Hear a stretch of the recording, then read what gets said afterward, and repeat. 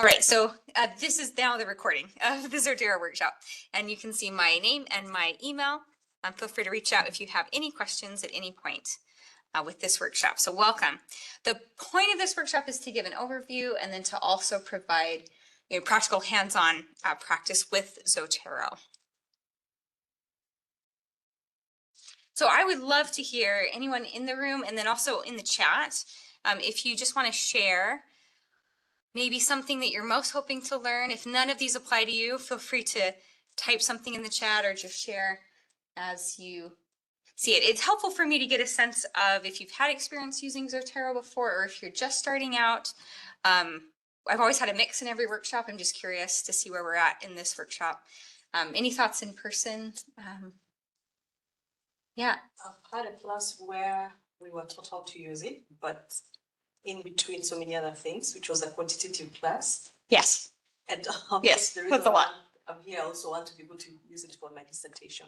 Fantastic. Yeah. That's a great reason to be here. Yeah. That is one of the nice things about a citation generator software, is that it does help you organize as you're preparing for a dissertation or large paper, literature review, or something else. Yeah. I'm going to share a little bit. Sure. Yeah, I'm interested in B and D, so organizing sources, syncing and group features. I need help with grouping the papers I have in Zotero by like the conversation that the authors are having with each other. So like just like literature review stuff. Yeah, that's great. Bringing more people to the table, like where I'm missing. So not sure if there's features that can help with that, but that's what I'm looking for. Okay, yeah. Zotero itself doesn't necessarily recommend sources, but some of the databases that you're in potentially might, or it's just kind of your process of adding them to your library. Yeah. Yeah, I'm just trying to like, I have the papers, but now I need to like group them. I'm wondering if there's like a sort feature. Yeah, that I can make. I'm not gonna make folders, but like sure, it's easier. I wish there was like an easy automated feature. The thing that comes to mind is there are tags that are generated by the metadata of the paper, and I can show you where those show up, and you can kind of see what else is tagged under those headings, although it tends to be the keywords that are assigned by the author when they published it. So I mean, sometimes you can have topics that are overlapping, but the same keyword wasn't assigned, so in that case it's not as helpful, but I will show you that feature. Yeah, and then online that looks the chat, some help learning to organize the sources by subject and course. Then there is an experienced user as well, and like to see some of the structures and organizations. Yeah. Okay, fantastic. Great. Yeah, one thing that you mentioned in the chat, we're not actually, just because of the setup, is I can't go around and like share necessarily other people's screens of how they have set up Zotero, but maybe we can have some time to share just verbally how people have organized Zotero. That might be nice. So we'll get to that. Okay, just as an overview, and this is recorded, so I do want to give the basic overview as well to anyone who is just starting out. This is a free platform. It is used to collect, manage, and cite research sources. It's a management tool, and I have used it. There's other tools as well that are out there. What I find helpful about Zotero is that, of course, there's the free option, and I like the granularity and how I can specify what types of sources. So in addition to articles and books and kind of standard, there's also an option to cite podcasts, oral history interviews. So I just kind of like the variety that Zotero has built in. I think that's a nice feature of Zotero. I always like to think about Zotero in the context of citation practice, this idea that we are entering a scholarly conversation. And actually, it's something that you mentioned earlier, that grouping your sources by the conversations that are happening between scholars is excellent. I mean, that's the basis of a literature review. And that is nice about Zotero. You can sort by folder, but there are also ways to tag and do secondary sorts and make links between like you can have a couple different ways of sorting. And so that can be very helpful. All right, so to get started, you do need to download Zotero. It works with Mac, PC, and Linux. Also, I recommend I did send in a pre-email with anyone who had registered with the handout, but I will put a link in the chat. If you're in person, you can pull up the email if you've registered, or you can type in that link So the link is tinyurl.com/Zotero handout, all lowercase. I'll go ahead and put that in the chat.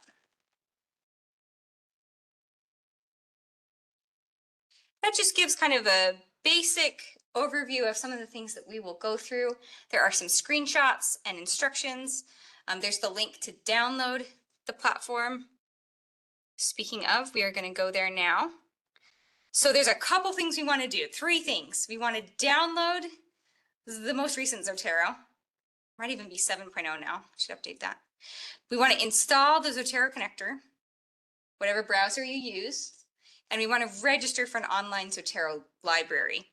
This is cloud storage, and it can save your life if your computer happens to crash, because then you'll actually still have access to your Zotero library. So you can visit zotero.org. I'll put that link in the chat if someone has not yet downloaded. When you get to this page, you're going to want to download, click the red button.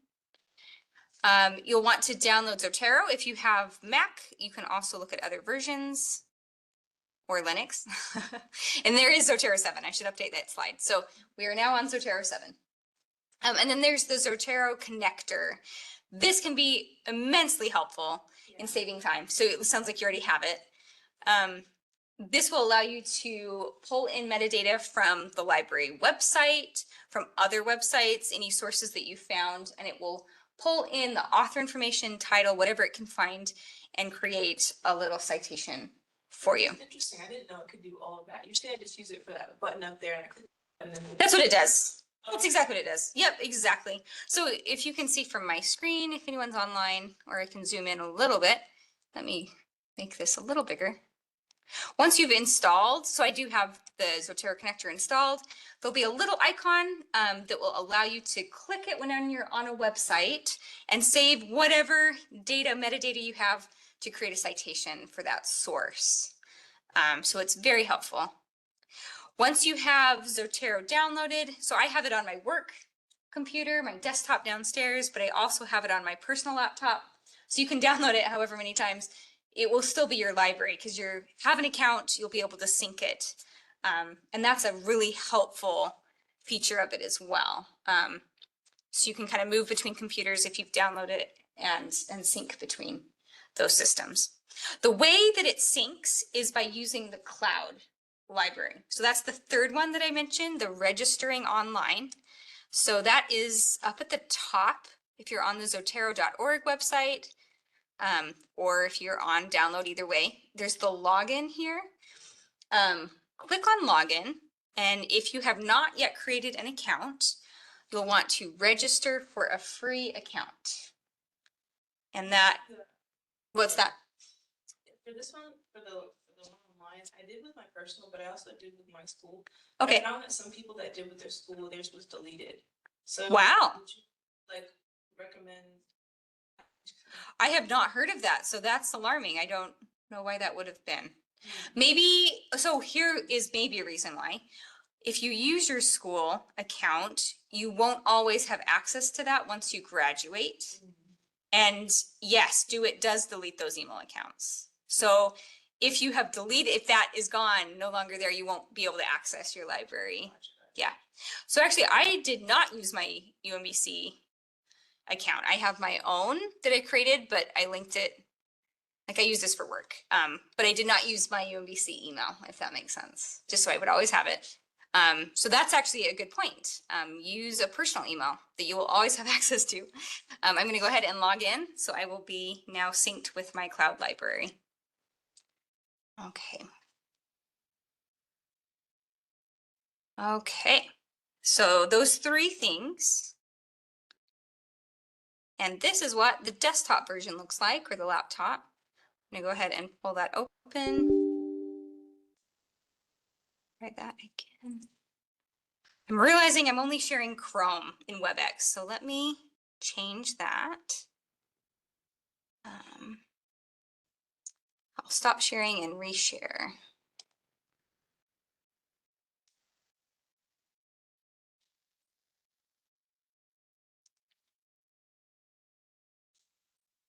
Okay, so I think now you should see anything that's on my screen. Hopefully you're seeing a Zotero library. I think that's the case there.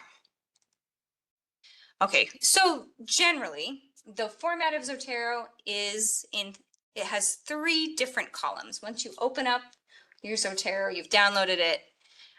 There is a column on the far right, far left of the screen that has your folders and your subfolders laid out.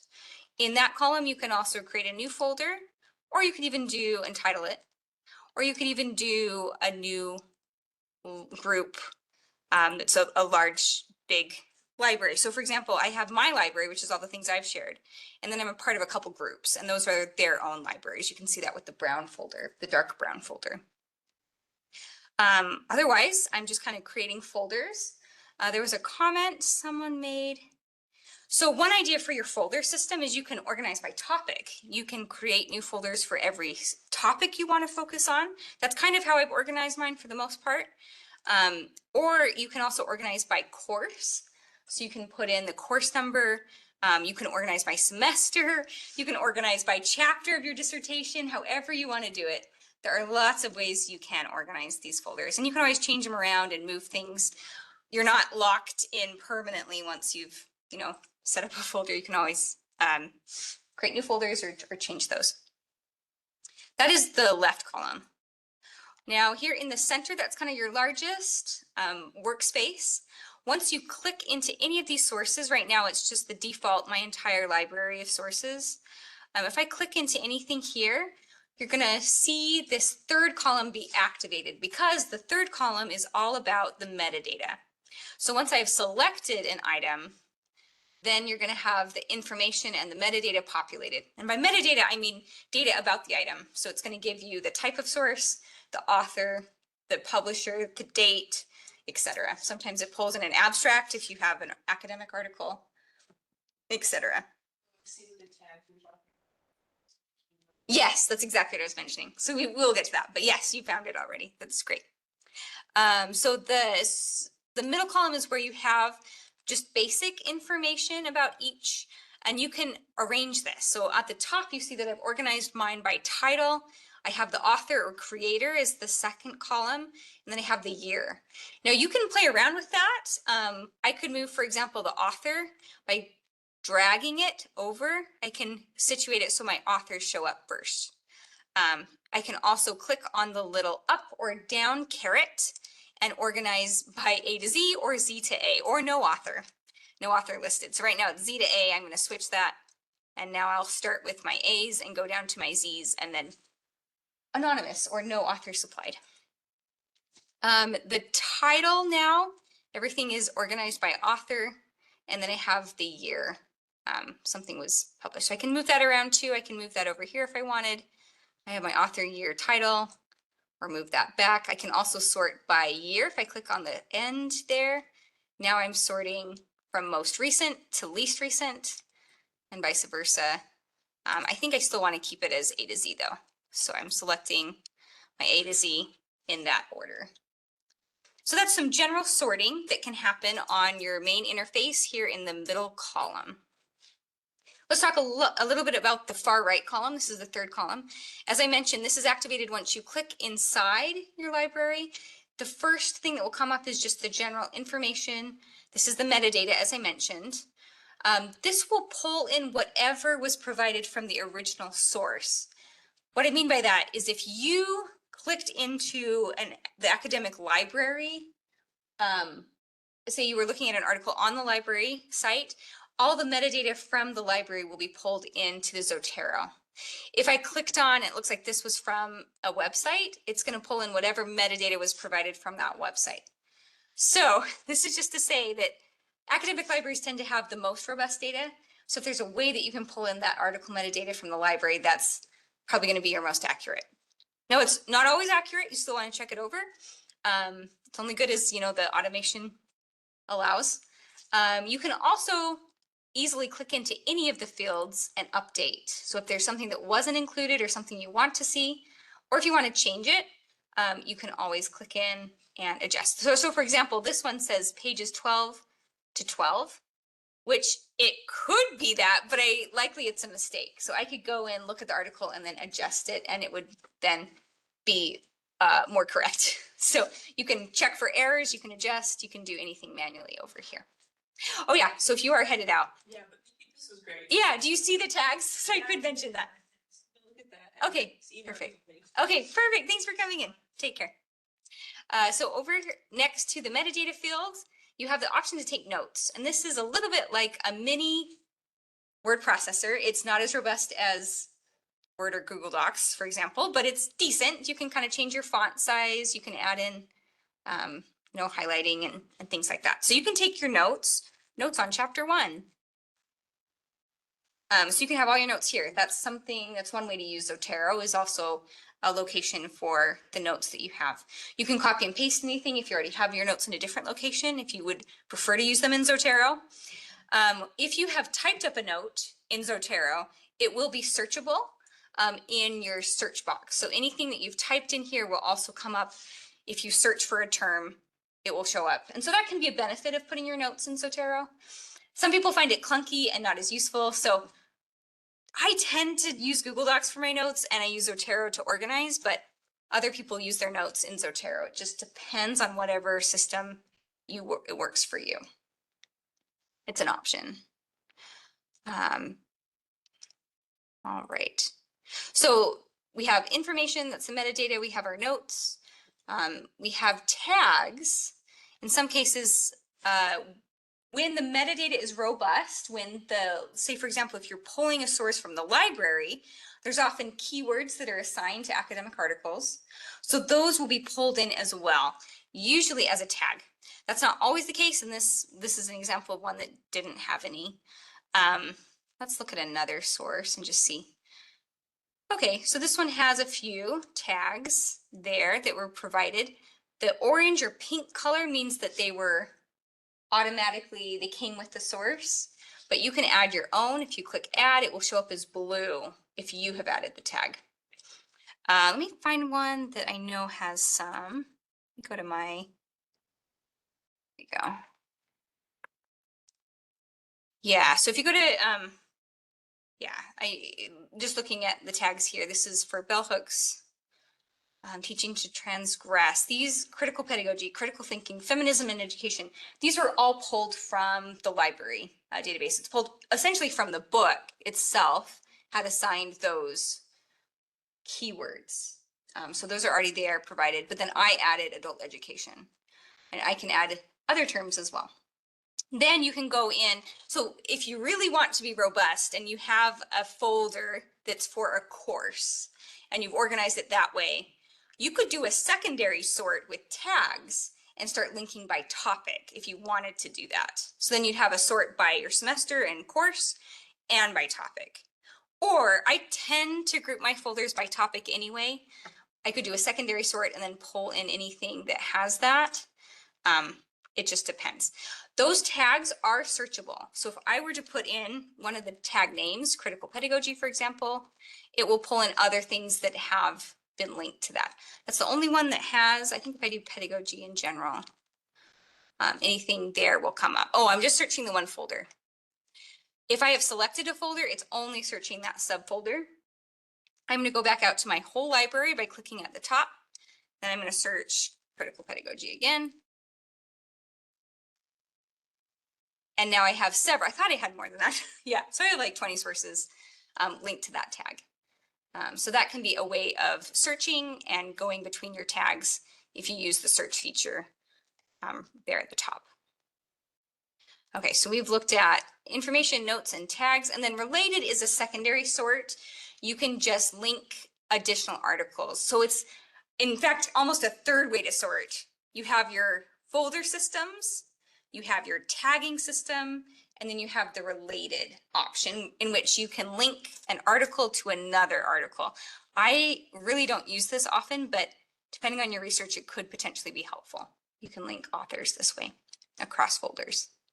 Are there any questions about the layout of Zotero or kind of the features of the three different, I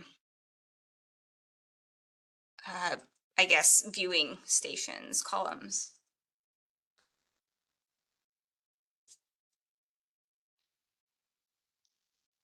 I would love to talk about the process of adding. So let me go back to my slides, actually. Pull those up. Let's see, somewhere.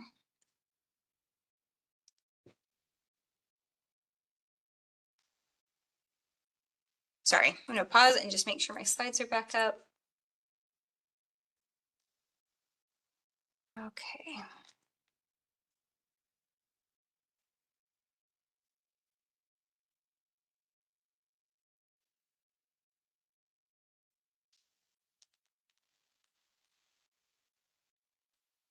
Okay, so we have talked about downloading Zotero, registering for an account. We've talked about the layout. We've talked about the tagging feature and the sorting feature. Let's do searching and adding content next. So there are two ways to search. We just did a quick search that's in the little white search bar on the top bar. There's also an advanced search, which is the magnifying glass. It gives you a few more options. So let me just demonstrate those as well. Again, the small search is the quick search. It's the easiest. It's what I use most often. It's going to search all fields and tags. So it searches the metadata like publication date, author, title, publisher, etc. It even searches within your notes. So if there are particular words you put in your notes, that will pull up as well. It searches the tags and anything that's related. So if I were to put in algorithm, it's going to pull up anything that mentions algorithm. You can see algorithms coming up in the title. I also have that word coming up in some of my notes. So this was one that I took quite a few notes on, and I have that in my pulling up in the search as well. You can search by author. And if there's multiple authors, it will be included. You can see Noble is listed as one of the more, so that's why Noble's coming up there. And then otherwise you can see the author listed. So that is our quick search, all fields, all tags. The more advanced search gives you some more control over your search.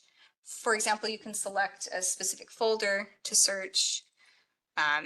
You can search in any of your group libraries as well. I'm going to keep it to my library. I want the title contains, that's probably a little more broad. Pedagogy. And I can say that I only want sub-collections, which is fine, or clear that out. Gardening, here's my resources on gardening. So it gives me my list there.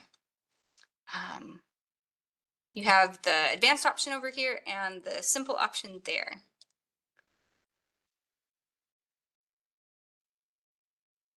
Okay.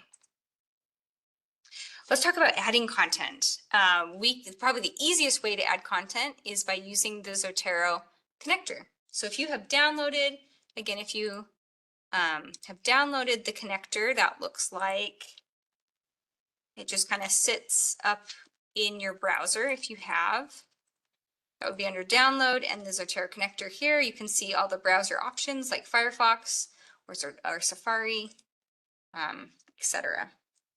I have it on my Chrome. I'm using Chrome right now. So I'm going to go to the library website.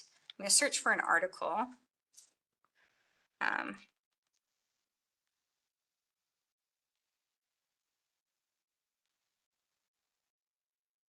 Let's just do this for now. So a very broad search. I always recommend signing in. That will give you access to full text of the materials. You can also request items from other libraries. We'll sign in.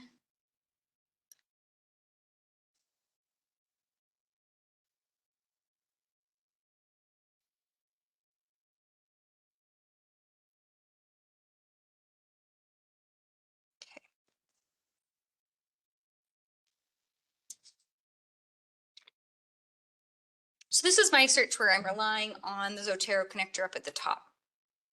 The icon will change depending on what type of website it's on. Right now it notices that it's a catalog, so it shows up kind of as a folder.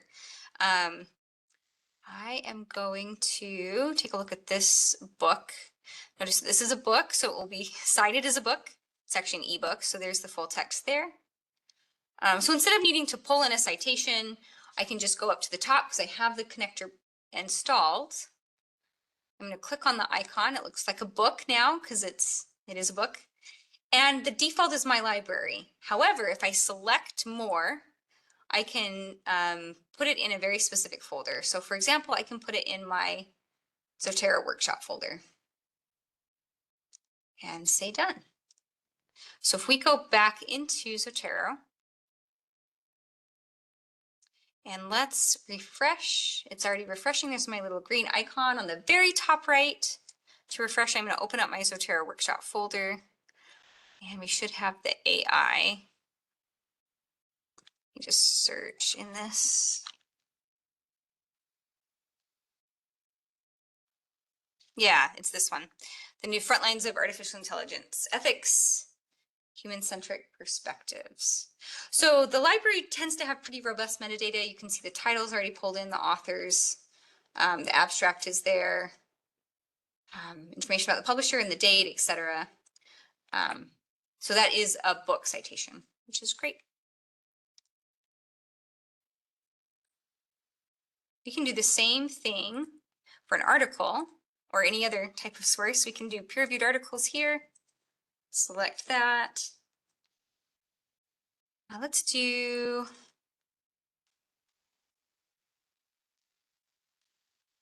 and information studies.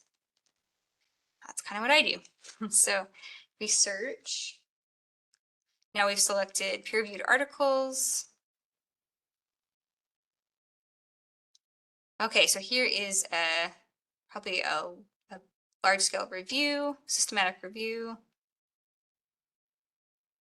These are all articles because I've only selected peer-reviewed journals at this point. Let's go here. This is the journal Nature. Now here at the top, there's several databases that have this. I could just download it directly. That's the easy way and get the full text, or I can click into any of the databases and get the full text for this as well. Now I have my icon up at the top. I'm going to click there and save to my Zotero folder. You can see that the icon is a little white paper. It recognizes it as an academic paper instead of the book, and it changed.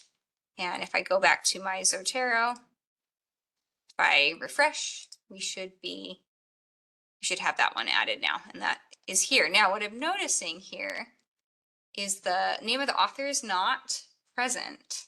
So I would want to look at that. It might be, I wonder, we could look at that a little more in depth. If you pull up the full text, it could be that it's like an editorial at the beginning of it. Oh yeah, this is actually more. It might just be kind of the opening piece here. And this is not an academic journal. This is more of, oh, it's the comment section in Nature. So this is not, it is from an academic peer-reviewed journal, but beware, you should look at the full text because it might be from somewhere else in the academic journal, like an editorial or a comment section. In this case, it is a comment section. So even though it's from a peer-reviewed journal, Nature, one of the standard competitive journals to publish in, it's a comment section. So actually this piece itself doesn't have an author. It's from the journal. And it is not original research. So the journal is peer reviewed, but this comment section is just edited by the editorial board. It doesn't have a peer review process necessarily. So just be aware of that, something to keep in mind. The journal is Nature though, and the journal is peer reviewed. So if we do another one here, or you can do this one on ChatGPT. I'll go ahead and add this journal and we can then link that. If there is a PDF full text, it should be linked as well and attached. This is the one I just added. You can see the robust metadata here with several authors, I think a total of 7 authors, the title, the date, everything's here. There's even the abstract listed out. which is great. Does the connector work on other websites? It does, but sometimes the metadata is not as robust. So if we go to, for example, Amazon and look up a book,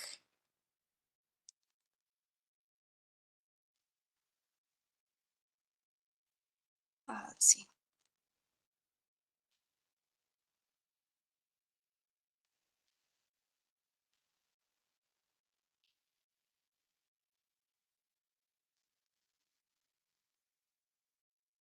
All right, so I'm interested in this book here. If I click up here, I still have the icon. It follows me whatever website I'm on. So I'm going to save this to my Zotero workshop folder. Again, I could change that if I wanted by clicking more. I'd have all my folders available to me. I'm going to keep it in my Zotero workshop folder. And let's just take a look at that metadata. It's whatever it could pull from Amazon. And Amazon, you know, it sells books, so sometimes it's actually decent, other times less so. So this was the book I just added. It has the author and the title, the publisher, the date. So it's decent. It has the ISBN as well. So just know that that can be used for any website. If you're on a news site, same thing. This will be just as good as the metadata that's given. Pull up NPR.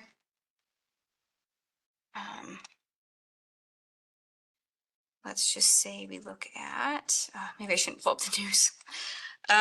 Let's do gardening. Okay, here we go. Nice. So let's do this story here.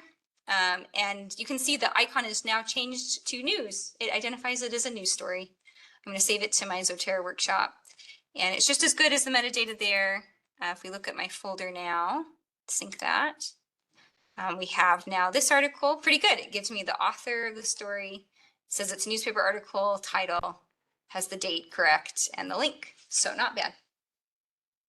Now, if you wanted to change that or adjust, you can absolutely do that. You would just want to manually type in anything. You can erase something. You can change, you could write it out, National Public Broadcasting Radio, however you'd want to do that. So it functions there. It shows up as an icon for the news. I'll pause there. Any questions about the searching for sources so far? Do you have any questions there? That's kind of the easy way. That's using the plugin. You can also add content manually. Yeah, here we go. So there's a way to add with the little green plus sign. You can add a new item manually, type it all in yourself. I guess you have a long list of citations. You could try that, but a faster way, honestly, would just be to type the title in the library and then pull up the article and then use the connector. Another thing that can be handy is using the wand identifier, excuse me. You can use an ISBN and pull up the book that way. For articles, the direct organizing link, the DOI, or any formal identifier. So I can demonstrate that quickly.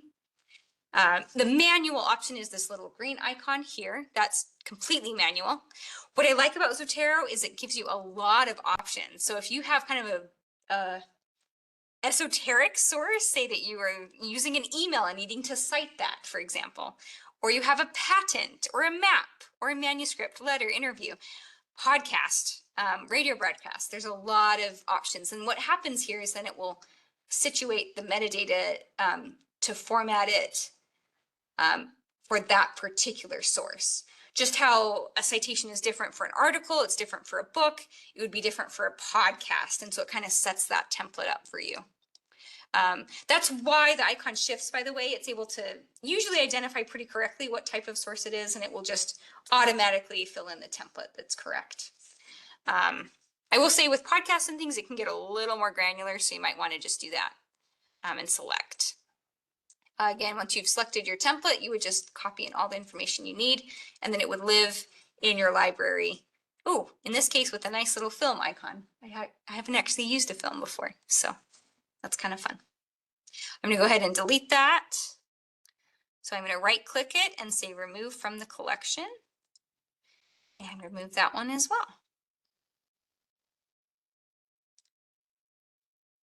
So the other option I mentioned was the wand that is situated next to the green plus sign. It has a little wand icon. And if you have the ISBN or DOI, you can copy and paste that in. So actually, let's go back to my Amazon page. If I can get that back. So if you have a list of ISBNs, I'm just going to copy and paste that in as an example. And I'm going to go back to Zotero. So now I'm going to select the wand option and just copy and paste that ISBN in. It's thinking, and it was able to put it in pretty easily. There we go. So it pre-populates it. I already have it there. So it's actually interesting to see any different. It looks like the one with the ISBN gave me the abstract. So that leads me to think it's probably pulling that metadata from like a book publishing site that has all the ISBNs. So probably the ISBN is slightly more accurate in this case than the Amazon website. But I mean, basic information is there. They both had the title right. They both had the author right. Everything was basically right. So just know that the wand identifier is a helpful way to search.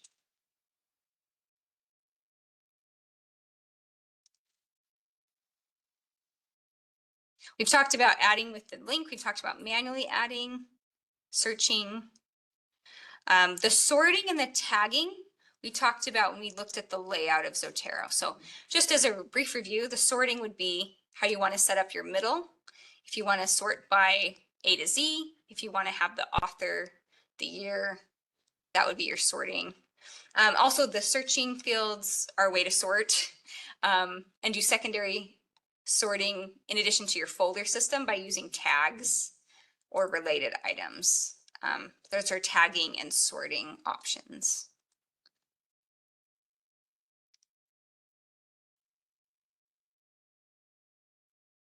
So that kind of takes us through. We've discussed adding content, searching for it. We've discussed the main layout of it. Are there any questions about what we've covered so far? So that's kind of the meat of the Zotero. That's kind of looking at the whole platform. We should talk about writing with Zotero too. So there are ways to sync it with the Word Office platform and also Google Docs now. That's kind of a new feature the last few years. And you can generate bibliographies this way. So if you have recently downloaded Zotero within the last several years, you should probably already have the Word plugin. It generally does it automatically. Once you download Zotero, it should also update your Microsoft Office. If you don't, you can always go back and re-download the Microsoft Office. There's also, I'll mention, there's a Zotero forum on the website. You can just type in, how do I get the Microsoft Office plugin, and that should help with that. So I'm going to pull up Microsoft Office, Microsoft Word. Let's see. Oh, you know what? Maybe I'll demonstrate this on Google Docs for today. They're very similar, unless I can pull it up. Here we go. Yeah, so I'm going to demonstrate just on Google Docs. Just know that there is the Word feature. I'm realizing, oh, that works. Okay, great. I can pull it up. Okay, so we have Microsoft Word here, and then we'll do Google Docs in a second. So I have already set up this computer station to have the Zotero plugin. And you can see if you do have that plugin, it will show up on the top ribbon as Zotero. So I'm going to select that now. Over in the very top left, you'll get a few options. So for example, I can add a citation. And once I have some in-text citations or footnotes established in this document, I can generate a bibliography based on what I already have written. So we can just show that very briefly. I'm going to go ahead and type something in my document, wording. Cool.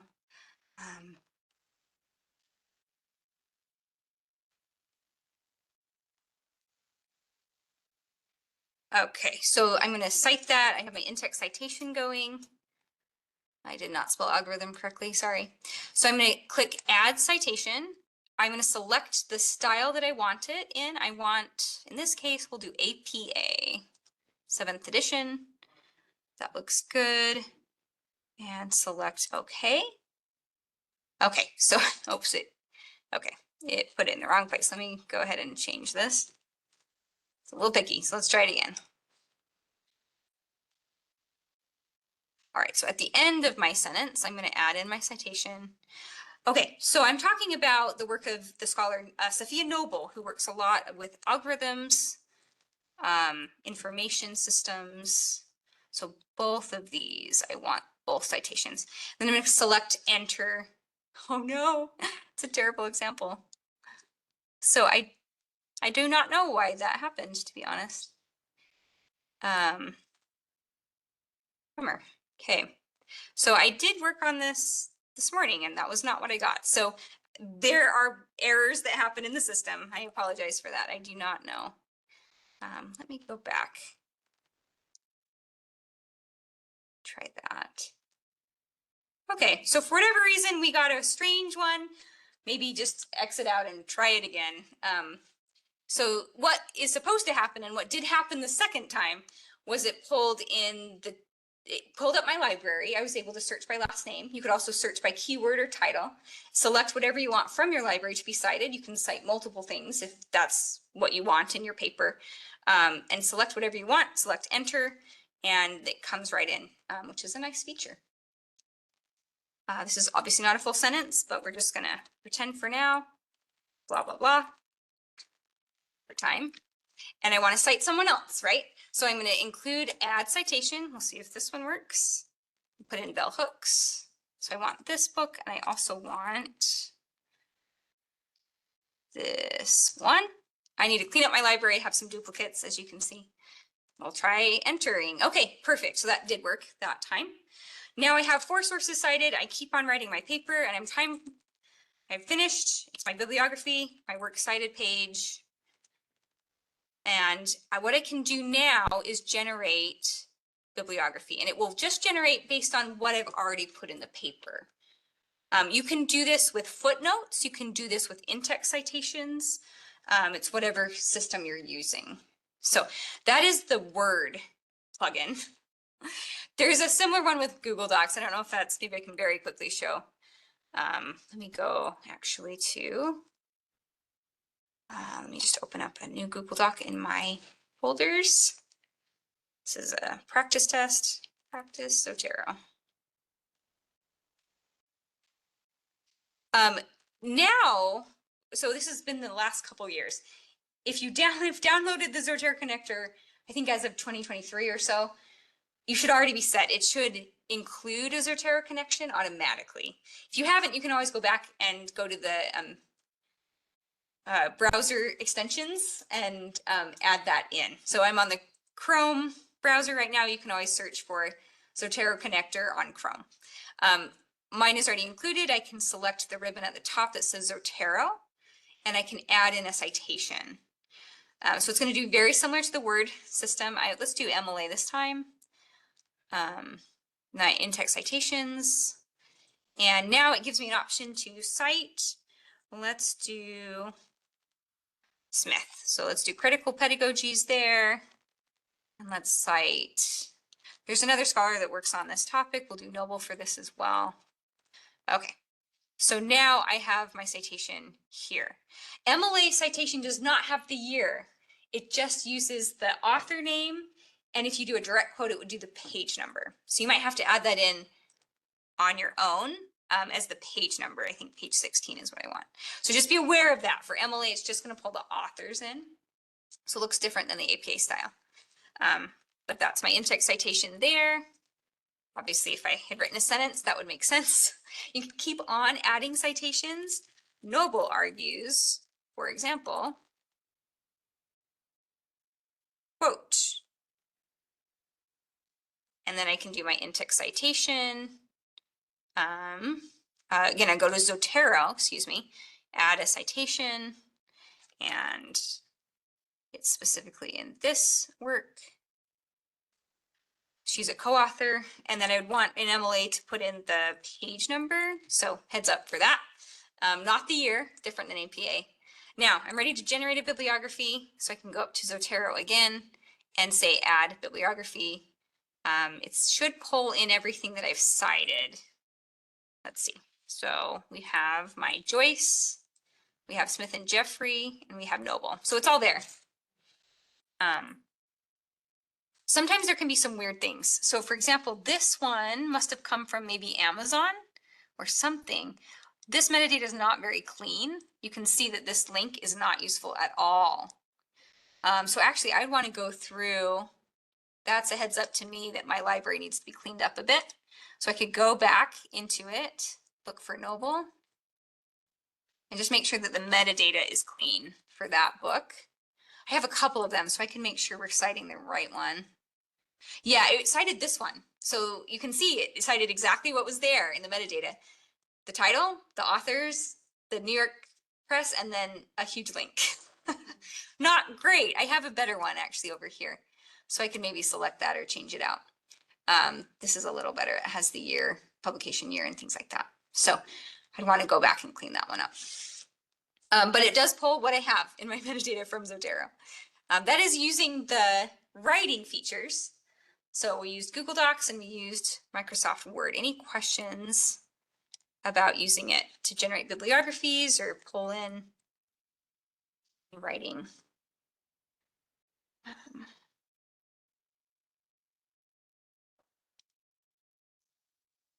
I should talk about bibliographies just briefly. There's a click and paste and a drag and drop option. And as they sound, pretty simple. Let's do both of those. So if you're in your Zotero library, if you select, you could select a whole folder and you could do Control All or the equivalent in a Mac computer, or you could just select individual articles that you want. So I want this one and these three, let's say. Actually, that's not what I want. Let's do those three. So Pete, Cohen, and Courtois. I'm going to right click, and there's an option in your, with the right click to generate bibliography from items. It's going to ask you what type of citation you want. I'm going to do APA again.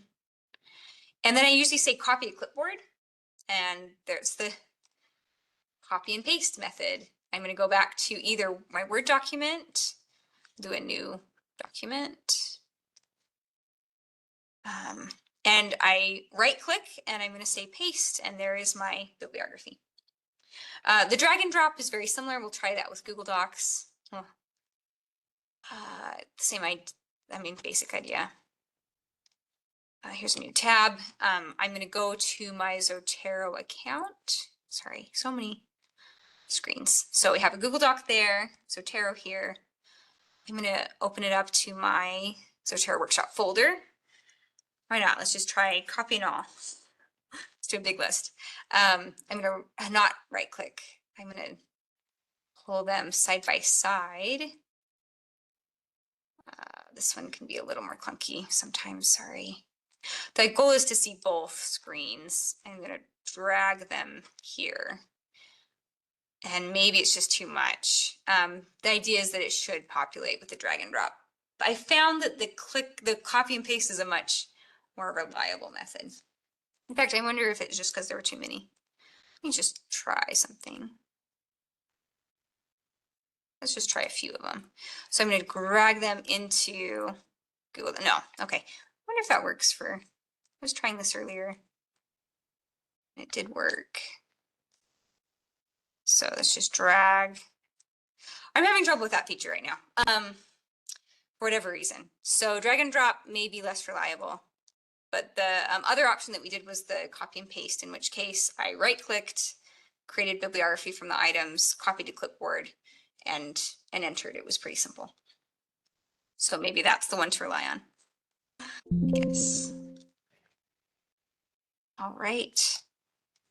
You're kind of headed to the end. I do want to mention the sync feature as well. Syncing your cloud library with your desktop version. This can be helpful if you're working on different computers, or just if you want to save yourself a headache if your computer crashes. So if you are in the Zotero.org website, Again, let me just demonstrate that. You would want to sign in. There's going to be a login option here. I have already logged in. So now I can click on my web library. That pops up once I've logged in. And you can see it's the online version. It's very similar to what I had. The aesthetics are slightly different, but same idea. All my folders are the same. The information is the same. Here's my Zotero workshop folder. If I click on any of them, it's going to show up below. I think that's because my screen is a little too small. There we go. If I shrink it, then I have my 3 columns again. It looks very similar. My information, my notes, my tags. Cloud storage gives much more options for attachments you can add to your heart's content, PDFs, etc. That can be really helpful, etc. So same content here. The icons are slightly different. You can see the adding manually. You can see the adding by wand. You can see the different folders over here, actually. This is my subfolder or my collection. So my searching is over here. My advanced search, I think, lives, not exactly sure where advanced search is right now, but we have our search over here. So that is a nice feature. If I'm left my laptop at home, I can always log into a library computer and just use that.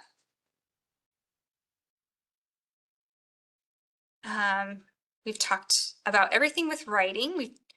One thing to sync is there's a little green icon in your Zotero where you can sync the sources that you have. It says it was last updated 2 minutes ago. Once you log into your web online, it should be the most updated version. You can always, of course, go over here and just refresh the browser if you've recently added anything. And whatever changes I make as far as folders, as far as my organization, it should sync over to the cloud library. Vice versa, if you change anything in your cloud library, once you open up your Zotero, you can click on that green sync and it should change to exactly whatever you have most recently updated it to. There's an option to export your files. So let's say that you have used Zotero for several years, but then you decide to move on and use a different platform for whatever reason. Or maybe you're in a group that's using a different platform and you want to share everything. I would actually recommend still keeping your Zotero just to have it. But there is a way to export as well. So there's the answer there. In a nutshell, you'll want to go to your collections and select Export Library. So if you are in here, you would click on File and Export Library. And it gives you some different formats. The default is Zotero's proprietary file system. But you can also do the RIS, which is the more general. This is like the underlying code, I guess, it's used for most citation management software. So you can use the RIS and export whatever you want. So you can include your annotations if you want to, or just export your files. You can exclude the notes if you don't want them, etc., and generate the file. That will be a huge file. I'm not going to do that right now, but that would be how you would do that. And then groups, finally. I think that's maybe the last thing. There are several different group types. You can set up a private Zotero group, as it sounds. It would just be whoever you invite specifically. There's also some public options, which are interesting. Public just means that someone can search for a topic or search for a group and see the group.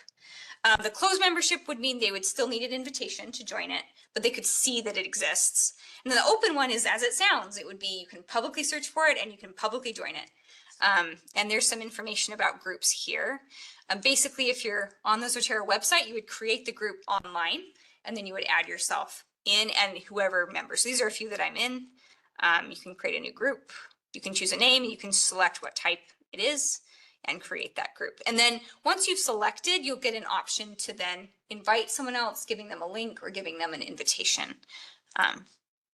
So that's briefly on groups. They'll show up in your far left column and you can select just that group to look at your library. You can just operate from that group.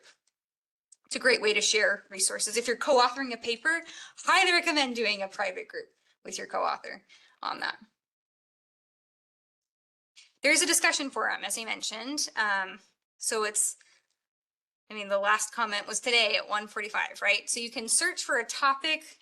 I guess we did the Word plugin, how to download the Word plugin. That's a common question. So there's a little bit more information there. You can see what other questions have come up before. There's sometimes screenshots or how to talk through the problem.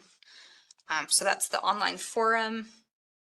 Honestly, I also recommend just doing a search for a help video, like a tutorial. YouTube can have several help tutorials. So that's another way to get help. And then obviously, emailing me is always welcome. I don't have all the answers, but I can help you find the answer. And I'll help for whatever I do know and get you to the right answer. So we are headed to the very end. We've kind of covered what I had to share. Was there any specific questions or things that you've wondered about that I went over too fast or I could explain in more detail or that I didn't cover at all? Maybe just the difference between being online, using Zotero online and offline. Absolutely. Functionally, there's not really any difference. Are you talking about the web library versus the desktop version? Aesthetically, it might look a little different. So you might have a preference. But functionally, there's sometimes the icons look a little different, but there's the same 3 panels. There's the same sorting options. It just might look slightly different. We didn't spend as much time on the web library. But if I pull that open, just know you have to log in every time. So if you should log in by going to zotero.org. You do have to log in, but once you're there, you have all the same options. So you do have the 3 panels. If it looks a little different, you can always zoom out so you get the full view here. Again, you can add folders over here. You can click on any of your resources. You can click in and update just like we did before. And then you still have we're online, right? So I have my Chrome connector here. If I was on a website, I could then add in. It's actually showing me the Zotero website is what it's doing right now. So same basic functionality, it just might look a little different. And the benefit is that you're able to save it. If your computer crashes or something happens, this will always remain. You'll have your cloud storage. Yeah, great question. Yeah, I do want to put a little survey in the chat. Oh, there's a great question.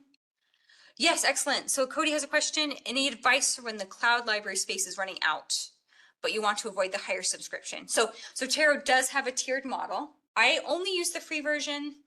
It's worked for me so far. My recommendation is if you're running out of storage, is to delete the PDFs and save them elsewhere.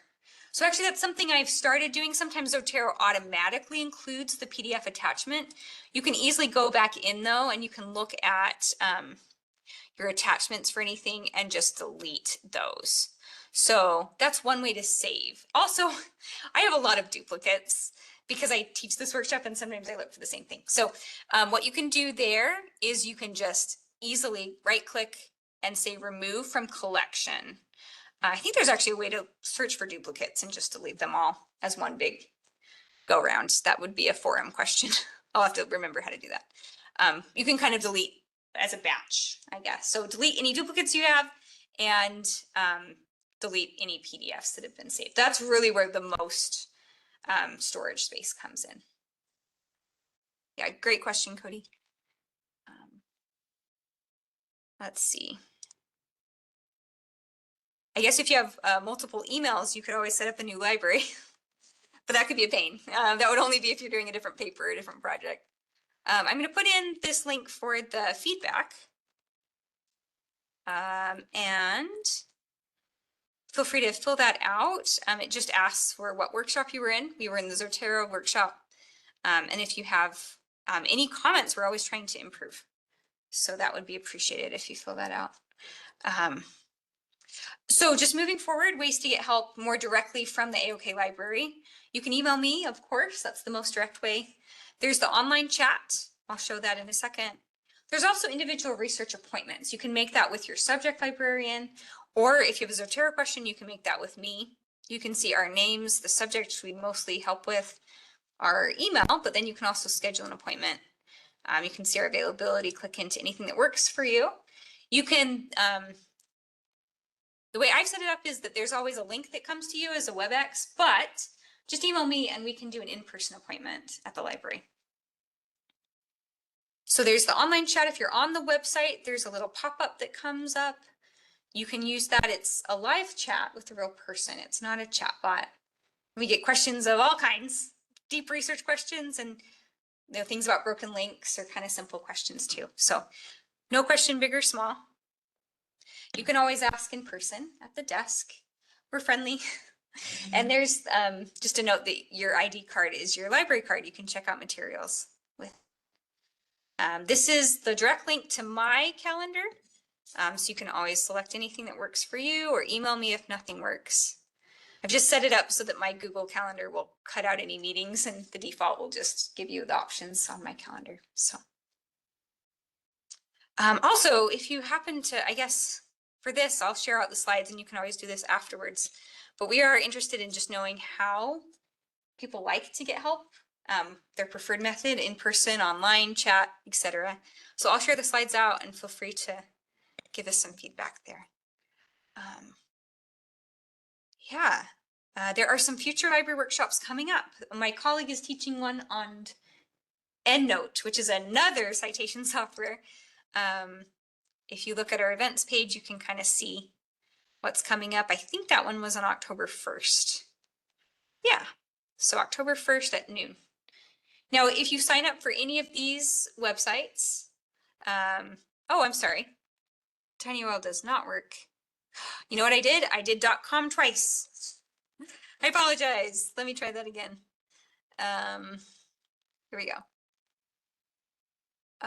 .com/AOK workshops. Let's try this.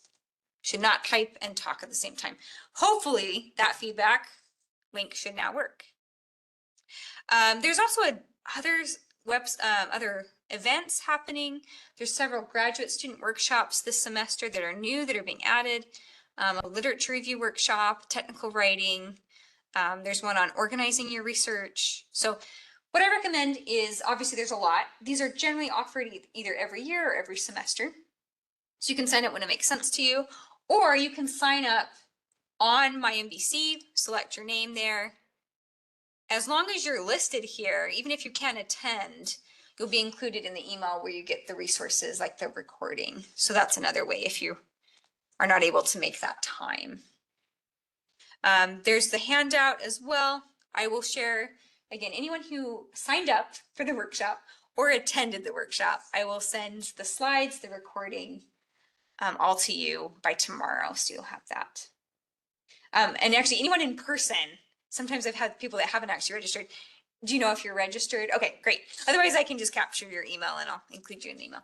So that concludes our workshop. I see 2 more questions. Feel free to leave if you are all finished, but thanks for coming. And then if you want to hang around and ask questions, I am available. 2 more questions. Have you seen any research management strategies about organizing? Oh yeah, that's great. Read versus unread versus highly annotated materials. There's actually going to be a whole workshop on organizing research that's more general. It's not just citation management. You might be interested in that one, Cody.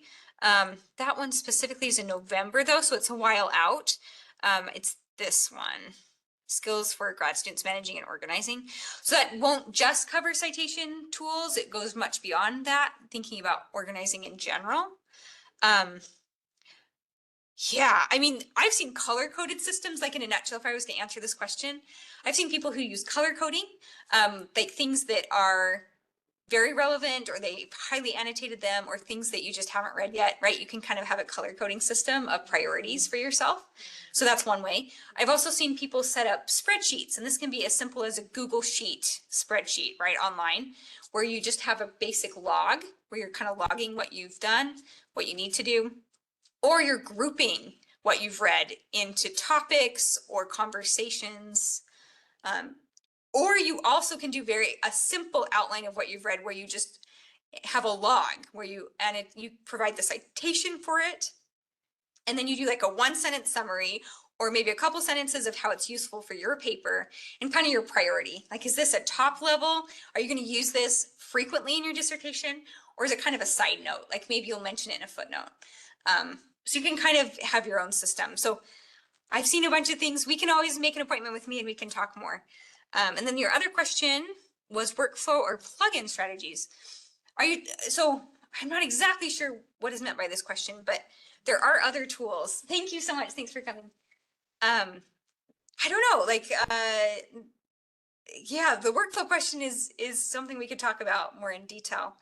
I think it's just deciding, figuring out what works for you. Sometimes it's having a physical folder system, sticky notes where you're making kind of priority lists. The Pomodoro technique is one. I'll put that in the chat. That's kind of a time management technique where you select a couple tasks in a given time frame, and then when the timer goes off, you take a very quick break, like a 5-minute break. But you're very focused in the time. You know exactly what your priority is. You know what you're going to focus on. So that's one thing that comes to mind. But feel free to make an appointment or go to any of the other workshops too, for more ideas, I guess. I'm going to go ahead and stop the recording, but we can always chat more. Thanks so much.